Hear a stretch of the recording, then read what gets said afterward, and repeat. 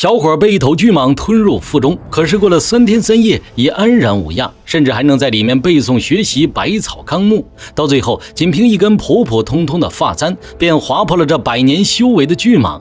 他究竟是何方大能？在传说中能实现一切愿望的8龙珠现世之后，原本平静的江湖开始变得波涛汹涌。现任武林盟主心狠手辣，曾是屠龙8人组的一员，为了获得更多的龙珠，毫不留情向着正道同盟下手。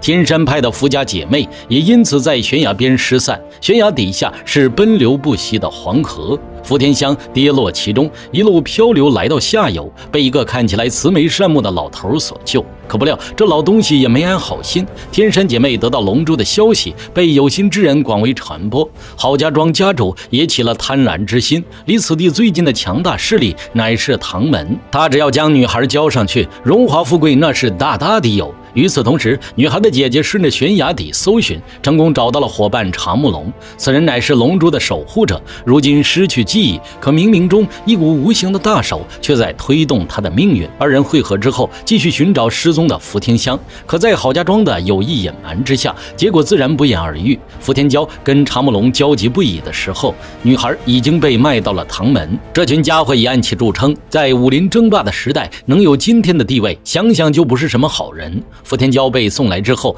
就一直关在暗无天日的地牢之中，这里遍地白骨，属实可怖。但仅仅如此的话，人人还能过去。让女孩最不能接受的是，地牢里竟然还有一条通天巨蟒，看体型也有些年头了，在活人血肉的供养之下，无比的凶狠，把娇滴滴的福田香给吓得够呛。幸好唐门的高手还要靠女孩交换龙珠，这才免于遭到巨蟒毒手。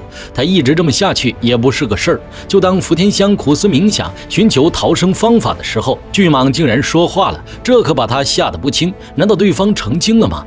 想想连龙珠都现世了，一条大蟒变成妖怪也不是不能接受。可就在此时，那道声音发话了，他是人，一个清清白白的人，不过是倒霉被巨蟒吞进肚子里罢了。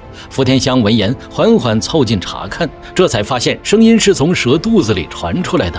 女孩啧啧称奇，天下之大真是无奇不有，这么老大一头蛇竟然没把对方弄死，吃进肚也能活，里面的人该有多奇葩。趁着大蛇熟睡，蛇肚子里的男人和女孩商量起来，坐视不管的话只能等死，不如他们内外夹击，他在肚子里攻击内脏，女孩打他7寸如何？福田香想想觉得可行，准备用发簪绝地求生。可不料大蛇太过机敏，女孩一击不成，把对方折腾得狂暴起来，张着血盆大口就要吞掉猎物。蛇肚子里的人心急如焚，听到福田香没办法伤害大蛇，连忙让他把发簪丢进蛇嘴。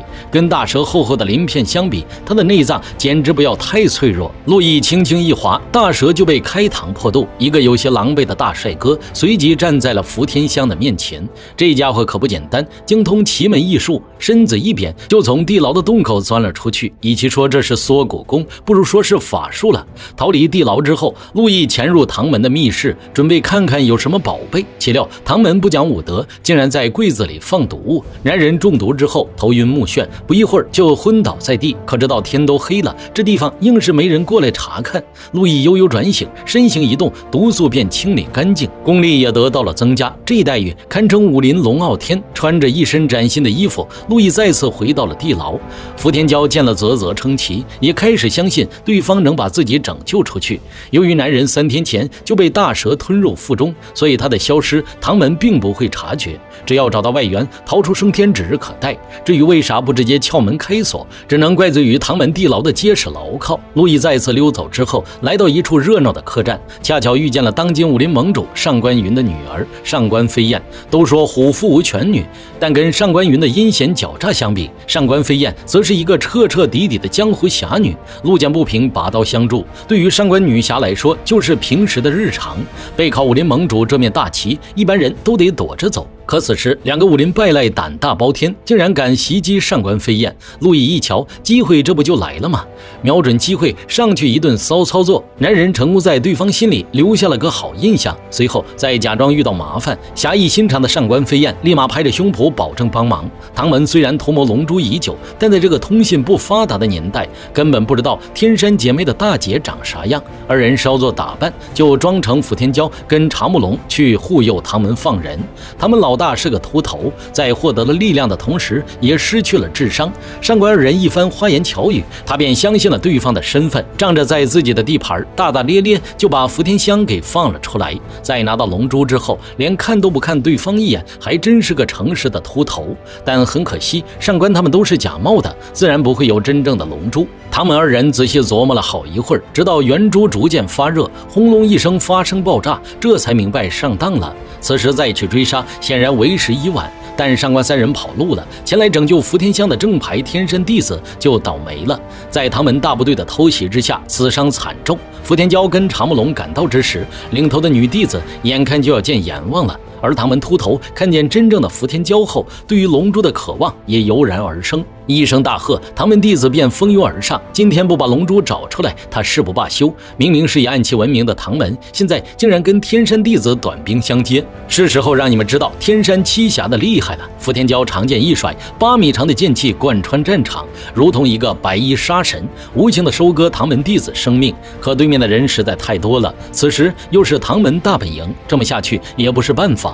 就在此时，一直划水的长木龙吹响了他的骨笛，笛声穿越密林，竟然召唤来一群嗜血蝙蝠。唐门弟子大惊，秃头却丝毫不惧，区区野兽岂能和他唐门相提并论？然后不出意外的被教训了。蝙蝠群成功让他知道什么是大自然的愤怒。趁着长木龙缠住唐门，福田蛟带领天山弟子紧急撤退，他们约好事后在天山会合。不久之后，天山之下一群旁门左道齐聚一堂，为了龙珠前来闹事。长木龙在找到福田香后，很不幸在此地遇见了他们。魔道中人做事无所顾忌，一上来就打算废了长木龙4肢，但男人的力量早已今非昔比，接触了龙珠之后，属于龙血战士的荣耀正在一点点回归。仅仅一掌，2个小喽啰就被打飞，然后在天山弟子的驱赶之下狼狈的逃走。自从拿着龙珠的福田蛟回到天山，各路武林人士都陆续赶来，毕竟龙珠的诱惑实在是太大了。上官云能有今天武林盟主的地位，龙珠功不可没。当初围剿神龙活下来的几个高手，现在个个都功成名就，这让争名夺利的武林群雄怎能不贪？即便是已经有龙珠在手的上官云，也无时无刻不想把其他几颗据为己有。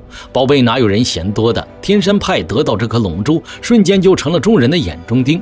要不是武林大派的地位搁这里摆着，山上早就血流成河。可随着各路人马越聚越多，天山的气氛也逐渐凝重，空气里的火药味浓郁到一点就爆。见到现场的状态，上官云这个武林盟主自然要出面主持公道。在群众的呼喊声中，天山掌门也不得不把龙珠拿出来验证真假。见到闪闪发光的宝贝，现场瞬间安静的掉根针都能听见。也不知是谁起了个头，天山瞬间乱作一团。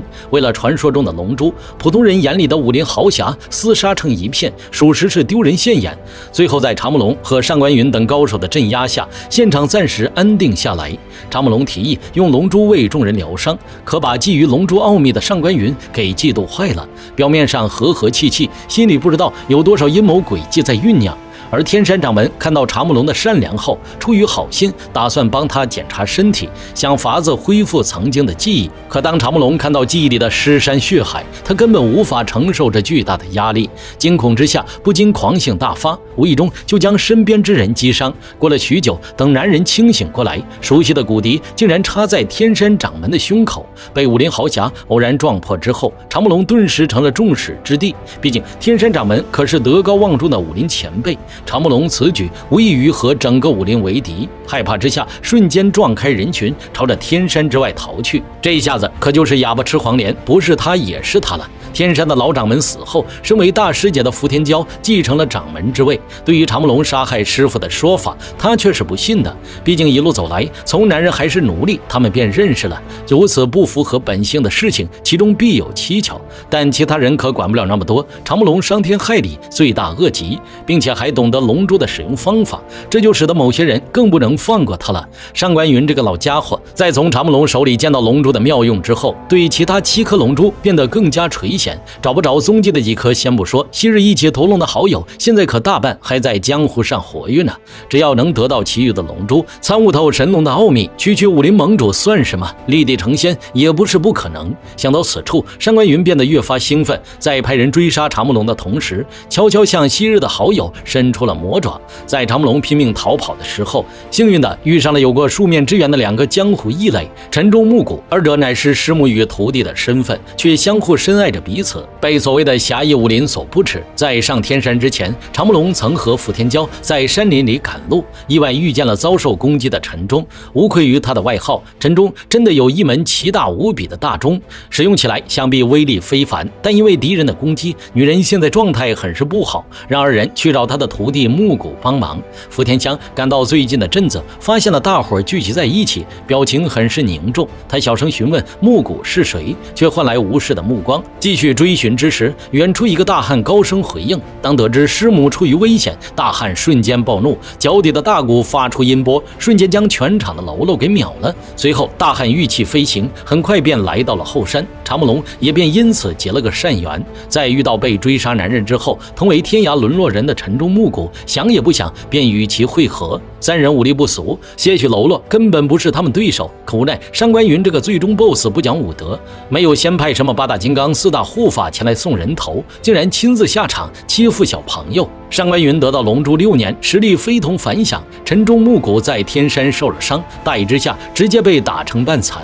幸好现场还有一个龙血战士查木龙，生死存亡之际，陈忠教给他一门使用大钟的法门，凭借查木龙强悍的身躯，最终逃出升天。可事情远远没有结束，天山派的某些不轨之人悄悄跟了上来。绝望之时，木谷拼尽最后一丝真气，与陈忠、木龙合奏仙音，奏出世间凄美乐章。最终木谷回天乏术，既然死在陈忠怀里。而陈忠为了感激木龙大义凛然，多次相助，拼尽了最后一口力气，用自己的功力帮助木龙寻回记忆。木龙终于将脑海中浮现的凶器画出来。陈忠说这是秋水山中的独门兵器混天刺。陈忠为木谷与自己奏完人生最后一个音符，同样也拥着木谷离开人世。常慕龙感慨不已，为二人的感情致敬。可他今后的路更加艰难，脑海里的血海深仇，幕后操纵一切的上官云，神秘莫测的龙珠，血雨腥风的武林，常慕龙究竟是否能拨乱反正，还这人间一个朗朗乾坤呢？别急，下期视频为您揭晓。